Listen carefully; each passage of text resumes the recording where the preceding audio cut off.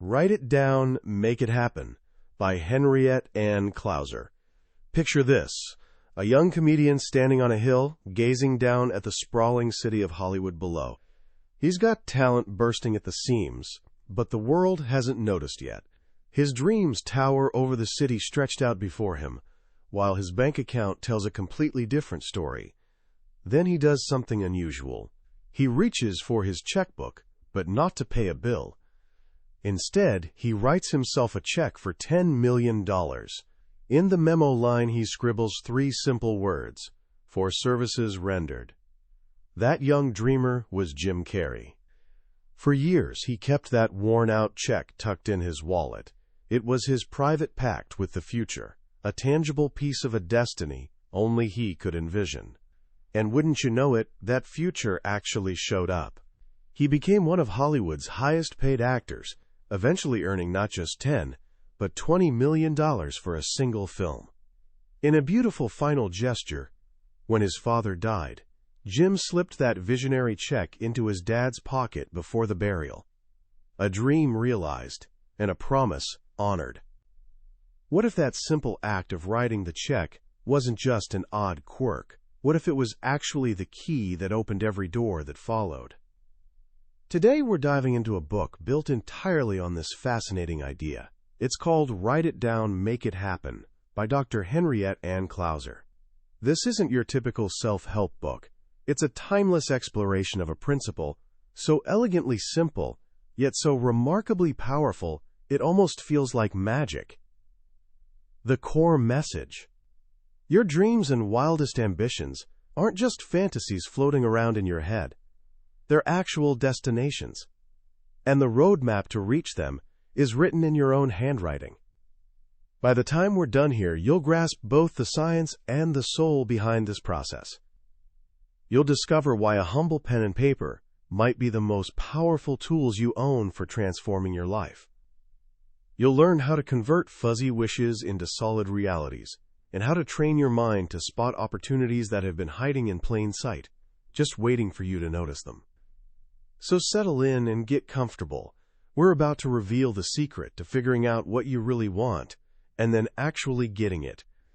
Let's tackle the obvious question right off the bat.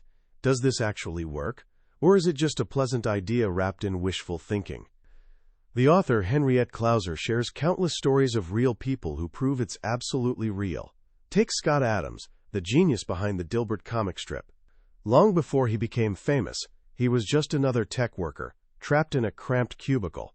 But he had a vision, so he started this peculiar daily ritual.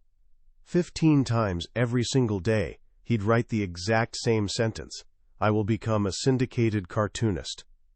Rejection letters piled up, but he kept writing that sentence. He was essentially programming his own future. Eventually, he landed a contract. His comic strip got syndicated. But here's the kicker: he didn't stop there. He raised his ambition even higher. His new daily mantra became, "I will be the best cartoonist on the planet." Today, with Dilbert appearing in thousands of newspapers and a multi-million-dollar empire surrounding it, his results speak for themselves. Then there's the story of financial expert Suze Orman. When she first started at Merrill Lynch, she was absolutely terrified. Her previous gig? Waitressing for $400 a month. Now she was expected to generate massive sales numbers. So every morning before heading to work, she'd write over and over, "I am young, powerful, and successful, producing at least $10,000 a month." She didn't just hit that target, she completely demolished it. That piece of paper transformed into her lucky charm, a written declaration that replaced her inner terror with a message of limitless possibility. So what's really happening here? Is it some kind of magic? A mysterious cosmic force? Well, sort of, but it's a magic rooted in the actual wiring of your brain. Buried deep in your brainstem, there's this small cluster of nerves called the reticular activating system, or RAS for short. Think of the RAS as your mind's personal bouncer. It's constantly filtering through billions of bits of information your senses absorb every second, deciding what's important enough to bring to your conscious awareness. Ever been in a noisy, packed room deep in conversation with someone when suddenly you hear your name from clear across the space? That one word slices through all the background noise like a knife. Your ears perk up instantly. You can't help but turn your head. That's your RAS doing its job. It's been monitoring everything around you, and it knows your name is high-priority information. Writing down your goals is essentially giving your RAS a fresh set of marching orders. It's like telling that bouncer, hey, from this moment forward, anything connected to this goal is top priority. Alert me the second you spot it. The author uses this perfect example. Ever bought a new car, maybe a blue Honda? Suddenly you're seeing blue Hondas absolutely everywhere. You think, wow, when did all these show up? They were always there. Your brain just wasn't tuned to notice them before. Buying that car installed a new filter. Writing down a goal does the exact same thing. When you write, I want to launch my own business, your RAS receives that message loud and clear. All of a sudden, you'll notice articles about entrepreneurship. You'll catch a conversation about small business loan programs. You'll bump into someone who knows exactly the right person for you to talk to. These opportunities were always circling around you, but now your brain is actively hunting for them. Writing it down, as the author beautifully puts it, is like hanging an "open for business" sign on your door. The universe, and your own subconscious mind, gets the memo and starts sending opportunities your way. But this brings up a common roadblock. What if you genuinely don't know what you want? What if your sign is completely blank? This is where writing reveals its deepest power. It's not just for announcing goals, it's for uncovering them in the first place. The book shares this incredible story about a guy named Mark Aceto. When Mark was younger, he felt completely lost. He'd had a rough experience in theater school and ended up working as an usher on Broadway. He felt like he was living in the shadows of his own life, watching other people perform their dreams on stage. So he decided to write a play about that experience.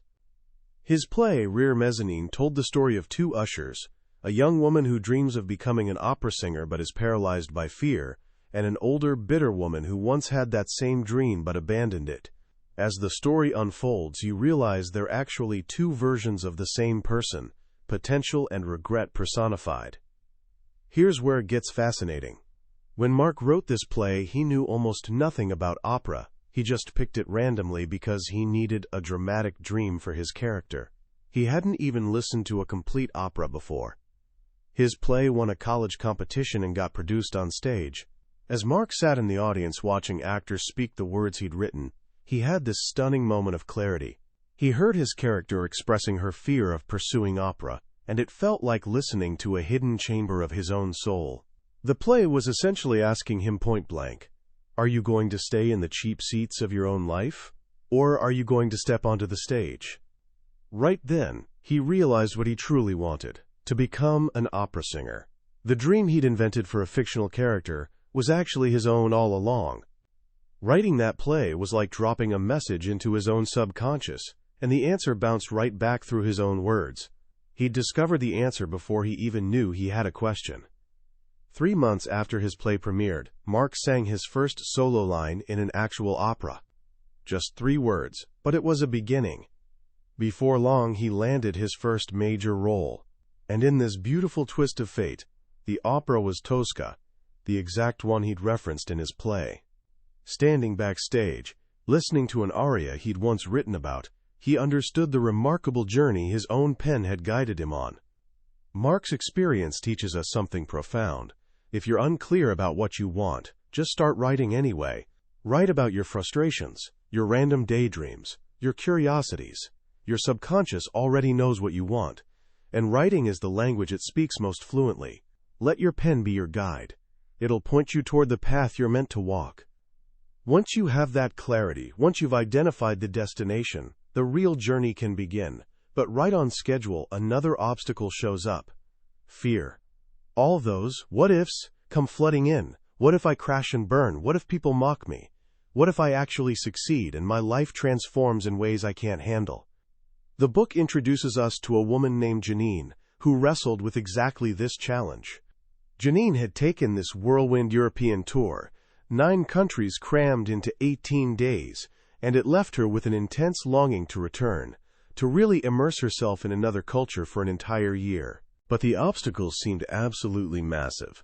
She had a mortgage payment, a solid teaching job she couldn't risk losing, and basically no savings. The whole idea felt wildly irresponsible, maybe even impossible.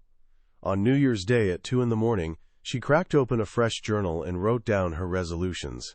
Buried in the middle of that list was her biggest, scariest ambition: to make and follow through definitely on plans to live and travel internationally. She understood that writing it once wouldn't cut it. She had to keep that dream breathing. So every time she opened her journal, her eyes would land on that sentence. It became her North Star. Her journal entries throughout that year reveal this constant wrestling match between her dream and her doubts. One day she'd write about feeling depressed and anxious. "I feel like a giant human pinball, bouncing off one wall after another." The next day, she'd take some tiny practical step, like calling a college to check if they accepted overseas credits, just in case. Her journal became a parking lot for her worries. This is such a crucial concept. By writing down her fears, she gave them a home on paper instead of letting them run riot in her mind. This created space for both her ambition and her anxiety to exist side by side. Writing didn't magically vaporize her fear, but it transformed her fears from impenetrable walls into mere speed bumps. They could slow her pace, but they couldn't stop her forward motion. She kept taking baby steps, even when terror gripped her. She bought a fancy new camera for her trip. Despite not having a plane ticket, she enrolled in a French class. She filed paperwork for a leave of absence, fully expecting to get rejected or possibly even fired. And then, something incredible unfolded. The personnel director from her school district called. Janine's stomach dropped. This was it, the bad news. But he didn't fire her. He told her that since she was planning to study a language, she didn't just qualify for a leave of absence, she qualified for a sabbatical, a paid sabbatical. Just like that, her biggest barrier, money, vanished into thin air. The district would pay her half her salary for an entire year to travel and study. Even better, the arrangement required her to return and teach for 2 years afterward, guaranteeing the job she thought she was about to lose. The world had literally rearranged itself to support her commitment. Janine's story drives home this truth. You don't need to wait until fear disappears before you act. You just need to act while the fear is still there. And writing is the tool that makes this possible. It separates the vision from the doubt. It lets you grip the dream tightly, even when your emotions are screaming at you to quit. But what if your fear isn't just vague anxiety? What if you're completely paralyzed? You know what you want, you've written it down, but you feel stuck, furious, or totally overwhelmed. This is when you need what the author calls riding through to resolution. Think of it like running. You're getting exhausted. You spot a car parked a few blocks ahead and tell yourself, just make it to that Volkswagen. But as you approach it, before you can stop, you notice a hill in the distance. Forget the car, you tell yourself. Conquer that hill. You push past what you thought was your limit, then you do it again and again. You end up running farther than you ever imagined possible. Riding through to resolution works the same way mentally. When you feel completely stuck, you grab a pen and just start writing. You write about how angry you are, how frustrated, how hopeless everything feels. You don't edit yourself. You just write, fast and furious, filling page after page. At first, it's pure venting. But if you keep pushing forward, something almost magical happens. Once you've drained all your complaints, your brain, out of sheer boredom, starts hunting for solutions. The writing naturally shifts from problems to possibilities. The book tells this story about Nan, who worked at a brokerage firm. When her boss left, her entire job got thrown into question, and her company asked her to write a detailed description of what she actually did and justify her own salary. She was livid. Aren't they supposed to tell me what I do, she thought? The task felt completely impossible, so she sat down and just started writing. For 3 solid hours she wrote and cried. The first pages overflowed with fury. I hate this. I hate this. I don't want to do this.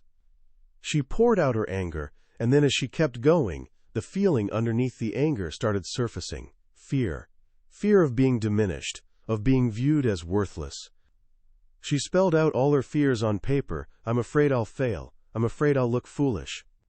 But once she'd emptied all her worst fears onto those pages, something shifted. She started to calm down. Her pen kept moving, and her writing transformed. She began listing her genuine strengths, the real contributions she made to the company. Before she realized it, she was sketching out a whole new compensation plan. That raw, angry, terrified writing session morphed directly into a professional proposal. She submitted it to her bosses. They not only matched her previous salary, they gave her a bonus on top of it.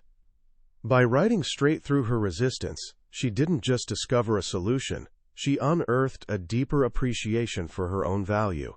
When you hit a wall, don't stop. Grab a pen and claim the next page, then the next one. The answer you're searching for is often waiting just beyond the point where you want to give up. Now, sometimes the issue isn't being stuck, it's being completely overwhelmed. The dream is so massive, you can't even figure out where to begin. In these moments, you don't need pages of emotional exploration, you need clarity. And the fastest route to clarity is often a simple list. Sydney was a writer enduring an absolutely brutal year. Her publisher went bankrupt, owing her thousands in royalties. Then, within weeks, both her mother and grandmother died. To cap it all off, her living situation collapsed, and she had to find a new place immediately. In the middle of this complete chaos, she knew she desperately needed a sanctuary. So she grabbed a yellow legal pad and made a straightforward list of the 5 non-negotiable things she needed in her next home. 1. 2 bedrooms. 2. 2 bathrooms. 3. A garage with an automatic opener. 4. A view of the water. 5. And finally, a place that was quiet, beautiful, and pristine. She kept that list right in front of her. It became her anchor in the storm. Soon after, she received an inheritance from her mother's estate, giving her the funds to move. She checked the classified ads and found 4 promising listings. 3 didn't quite match up. The 4th ad was short and simple. 2 bedroom, 2 bath, garage, partial view of Puget Sound. Before visiting, she whispered a quick prayer. God, please let something in my life be easy for once. She walked through the door, saw the vaulted ceilings, the pristine off-white carpet, and that water view, and she just knew this was it. She got everything on her list, and then some. The street she moved to was literally called Paradise Lane. Sydney says that writing that list was essential because it pulled her desires out of what she calls the dark swamp of her head and planted them firmly on paper, where they became real and concrete. When you're vague and general, nothing can manifest. A specific list is a specific request, and specific requests get specific responses. This brings us to another powerful approach, focusing on the outcome. It's not enough to just list what you want. You need to vividly imagine what it'll actually feel like to have it. More than that, you need to understand the why behind your what. The author calls this the outcome of the outcome. She shares a personal example. The Seattle Opera was casting non-singing extras for a production of Turandot.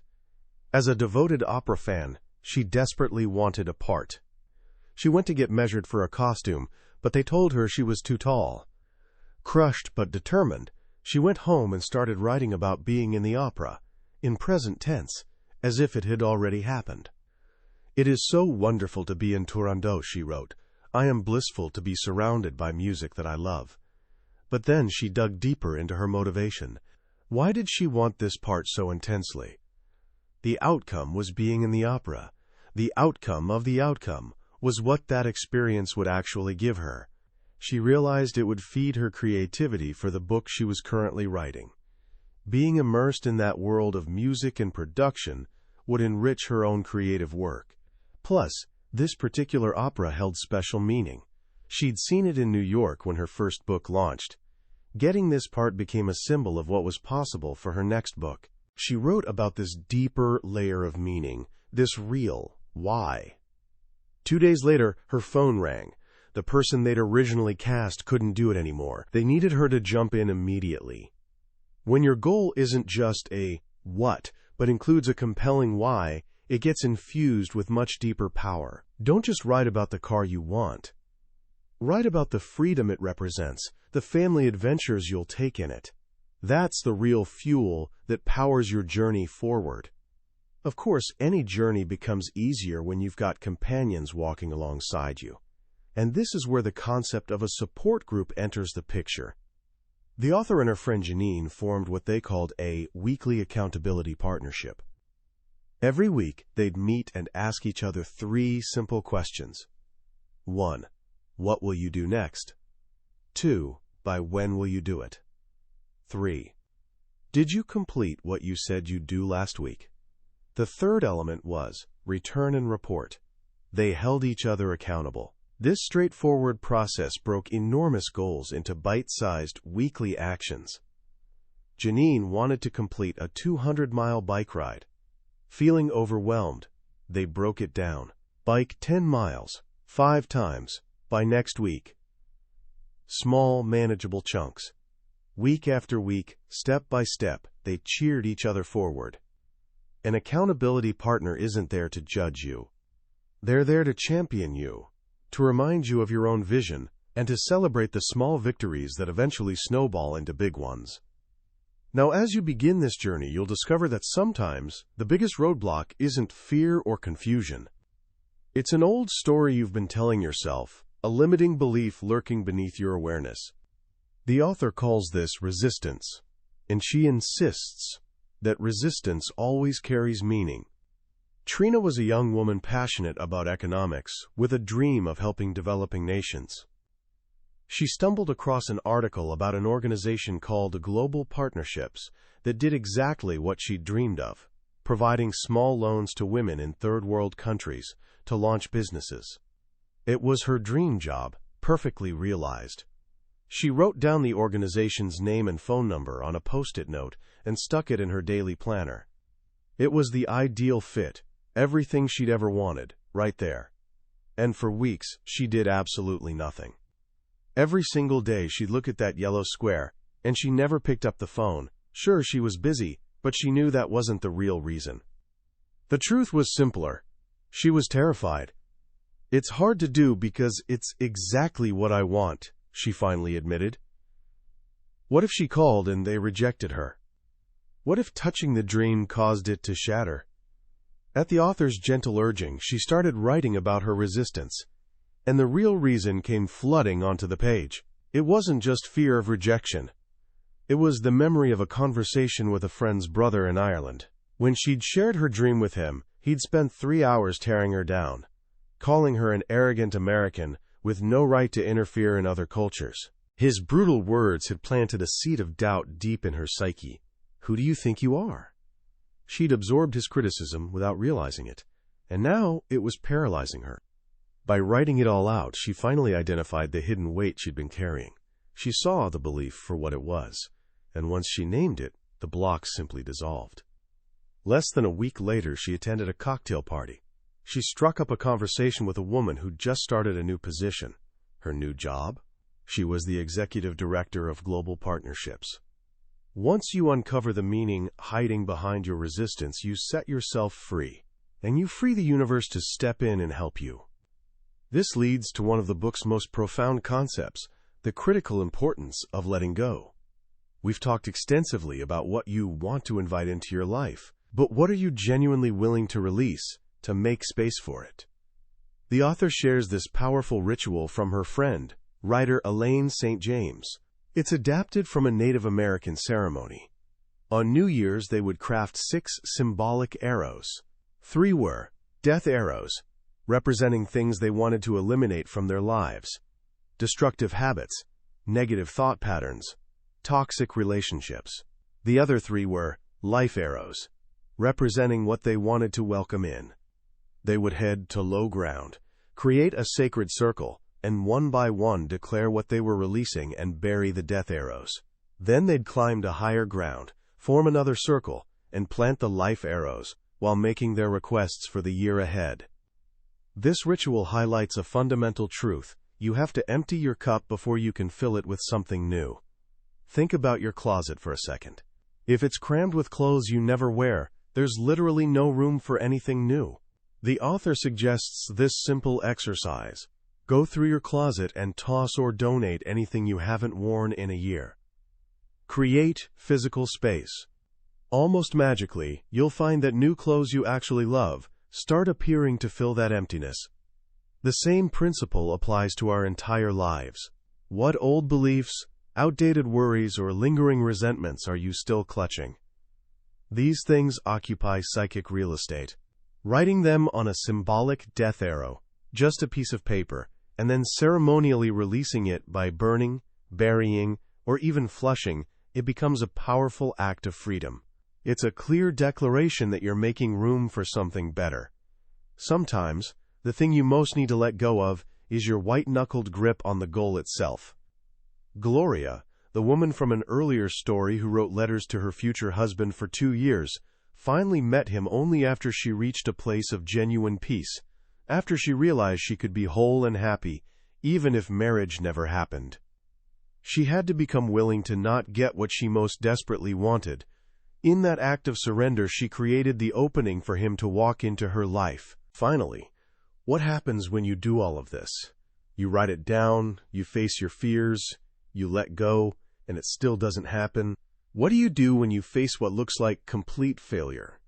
First, the author says, you need to ask yourself honestly, did it really not happen? Or did it just not happen the way you imagined it would? Go back to that outcome of the outcome idea. A friend of the author desperately wanted to get into medical school. She wrote it down, she worked relentlessly for it, and got rejected. Was that failure? Well, she wanted medical school so she could become a doctor. She wanted to be a doctor so she could help sick people heal. Today, she works as a physician's assistant in a hospital, caring for people with AIDS. She got the outcome of the outcome, just through a different doorway than she'd pictured. There's no such thing as failure, only feedback. Or as someone in the book puts it perfectly, there's no failure, only a delay in results. Napoleon Hill, in his legendary book Think and Grow Rich, tells the story of a man named Darby who bought a gold mine. He struck gold initially, but then the vein completely disappeared. He drilled and dug frantically but found nothing. So he gave up in frustration and sold his equipment for a few $100. The guy who bought it brought in a mining engineer who figured out that the gold vein was still there. It had simply shifted direction underground. The new owner started digging just 3 feet from where Darby had quit, and he hit a vein worth millions. Darby said that crushing experience taught him the single most important lesson of his entire life: to keep pushing forward no matter what, because you might be giving up just 3 feet from striking gold. So when things seem to fall apart, when the computer crashes at the worst moment, when the deal mysteriously falls through, don't despair. The author suggests something radical: celebrate. Breakdown is often a clear sign that you're right on the verge of a breakthrough. It's what's called transition. It's that chaotic, painful moment, right before something new is born. When everything appears to be going wrong, it might actually mean you're incredibly close to getting it right. So keep pushing, keep writing, keep believing. You might be just one page, one small step, one decision away from everything you've ever wanted. As we wrap up our exploration of Write It Down, Make It Happen, I find myself reflecting on how beautifully simple, yet genuinely revolutionary, this core idea is. In a world overflowing with complex productivity systems, endless digital apps, and countless life hacks, Henriette Klauser brings us back to the most basic tools we possess: a thought and a way to make it real. What strikes me most powerfully about this book is that it's not merely about setting goals. It's really about discovering yourself. It's about opening a conversation with the deepest parts of who you are, the parts that already know what you truly desire, Even when your conscious mind is drowning in noise and uncertainty, writing becomes the bridge to that inner knowing. The stories woven throughout this book, Jim Carrey, Mark Aceto, Janine, and countless others, remind us that our lives aren't just things that randomly happen to us. They're narratives we actively participate in creating. Every single day, with every thought and action, we're contributing another sentence, another paragraph, to our own unfolding story. The question this book poses is beautifully simple. Are you writing the story you genuinely want to live? If there's one central message worth carrying with you, it's this: clarity equals power. The physical act of writing forces you to get crystal clear. You can't just vaguely wish for happiness or success. You have to define precisely what that looks like, what it feels like, how you'll know when you've got it. And in that defining moment, you actually begin creating it. You activate that gatekeeper in your brain, the reticular activating system, and you transform your mind into a powerful partner actively hunting for pathways to your goals. So how can you start putting this into practice today?